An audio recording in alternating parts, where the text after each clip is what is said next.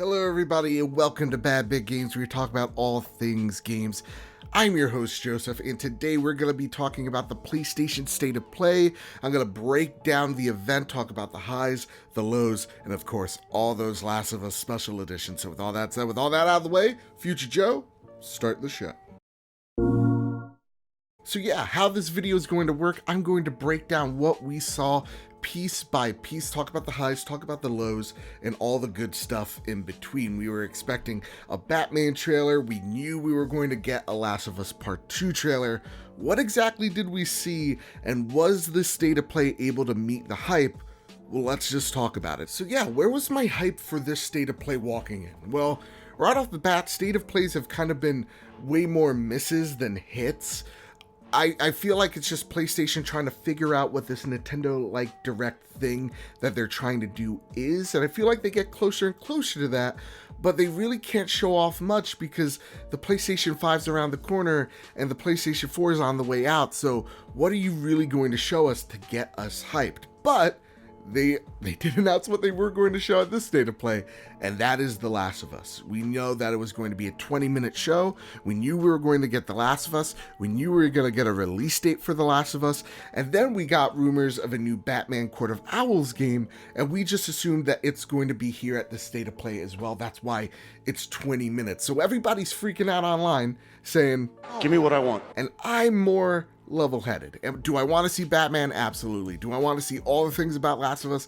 Absolutely. But I know that they're going to show and highlight smaller games that wouldn't get so much attention on the PlayStation ecosystem, but now are elevated by The Last of Us. So I know we're going to see a lot of PSVR stuff. I know we're going to see way more indie stuff and a few more surprises. But other than that, that's my thoughts walking in. So let's talk about every game we saw step by step.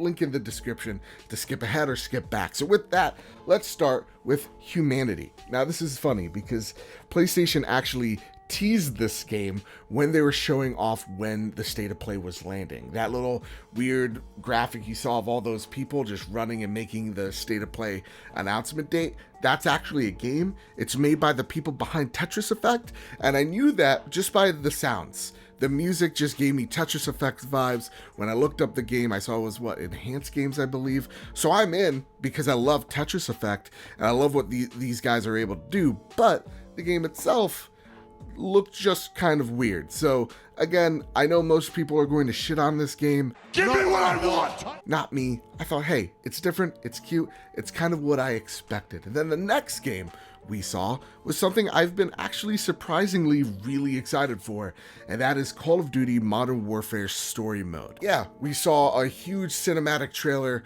for what the next Call of Duty Modern Warfare's single player story is going to look like, and it looks like more Call of Duty. And for me, that's fine because I love the Modern Warfare modern day aesthetic. It looks like they're really building up on like some type of secret warfare that they're waging.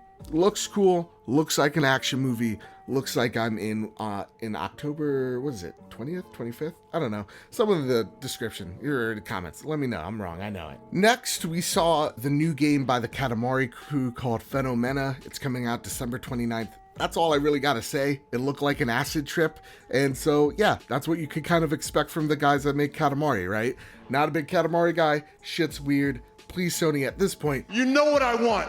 I've been asking for it for years. I'm getting a little bored at this point. But then I see something really beautiful, and it's a game called Aspire, made by Piccolo Games and published by Techland Studios. They are the creators of Dying Light and the creators of Dead Rising. It looks beautiful. It looks like Vikings meets Journey. I'm in. The soundtrack, the score sounded really nice, really beautiful looking game.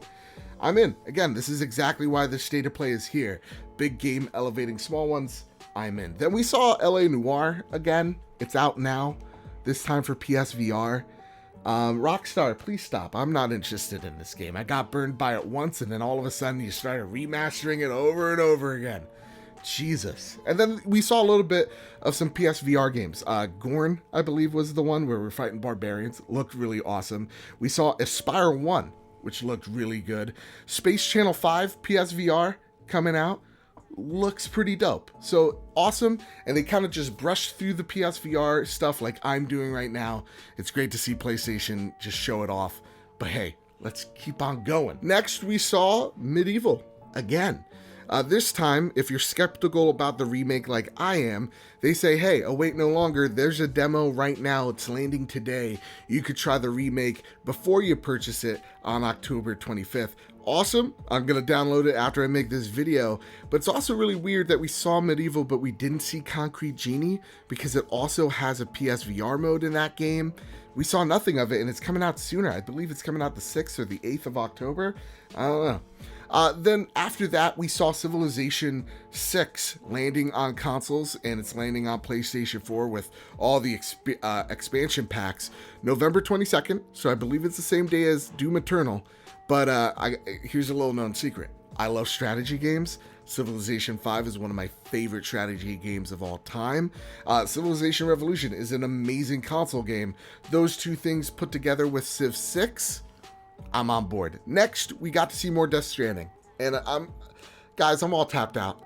I'm sorry. I can't even pretend to be interested at this point. The game, I saw that 59-minute trailer and it didn't sell me, man. So I'm looking at more of it and I'm just like, Kojima, I'm sorry, man, but I'm out. But if you're in, hey, congratulations. You have a chance of getting a really nice limited edition PS4 Pro bundle. Comes with a really nice white console with black handprints, just like in the trailers. And then, ironically, a piss yellow controller. But honestly, I really want it because apparently that game's all about pissing and making mushrooms out of said piss. After that, we saw Afterparty. This is a game I hear so much about. This game is all about trying to out-party Satan to get out of hell. I'm on board for this. I love the atmosphere. I love the setting. I love that Satan is the narrator and he's voiced by, I think, the guy that voices Lee from The Walking Dead. I'm on board, dude. Telltale's The Walking Dead. I'm on board. October 29th, I'm in. Then they announced that this PlayStation Plus lineup for October is MLB 19. Awesome. Just in time for the playoffs. That's cool. I want to know if people feel burned if you bought it at launch or you bought it a few months ago, because this is a brand new game on the PlayStation Plus lineup. I don't know how I don't know. Let me know. And then Last of Us Remastered is also going to be a PlayStation Plus game as well. So if you're still on the horse and you don't know if you want to get on the hype train or not, here's your chance. Try it out because it's amazing. And then I don't even need notes anymore. Let's talk about Last of Us Part 2's latest trailer. Beautiful. Holy crap. And it starts with Ellie and her presumed girlfriend, and they're smoking a doobie. And she's just like, so Ellie, how about our kiss last night? If you had to rate it, what would you rate it as? And awesome. The game looks stunning. This is the height of the technology of PlayStation right here, right? This is the magnum opus of what this console is able to achieve. Everything looks stunning. It kind of reminds me of Red Dead Redemption. Why? The setting, the horses, and yeah, it's just like the beginning of Red Dead was just like you're in this valley, it's snow covered, and that's the same feeling I'm getting here. Something tells me this is an open world-ish, similar to that of like Gears 5. And yeah, you're traversing the world as Ellie with her girlfriend, and things happen. We don't know what things, but we see clickers. They look zombified. And I know that's weird to say because they are like technically zombies, but like they look not even zombified, like mummified even. They look aged. And that intrigues me that we're going to see fresh clickers and we're going to see what clickers look like, 10 plus years or whatever the time jump is for this game, what those are going to look like. Because as we know, in The Last of Us, those bloaters that we see that are the mini bosses are day one infected folks. So what are these clickers going to be? How we're going to use them? I don't know, but the attacks that you see, people blowing up, you see Ellie chop a guy with an axe. Last of Us was visceral enough. Last of Us 2 just, it looks even more devastating. In an interesting degree, not like a Mortal Kombat, okay, this is fun. It's very much like, no, this is a brutal world and things are brutal. And that might turn off some people, but it doesn't for me. I love Ellie. I love her story. We find out she gets beaten the shit out of, and her lover maybe dies. We don't know who gets shot in the trailer. But then we see Joel at the end. After traversing all this world, this landscape, and then, man, that moment. And he's like, you didn't think I'd let you go on this journey alone, huh? I'm like, fuck.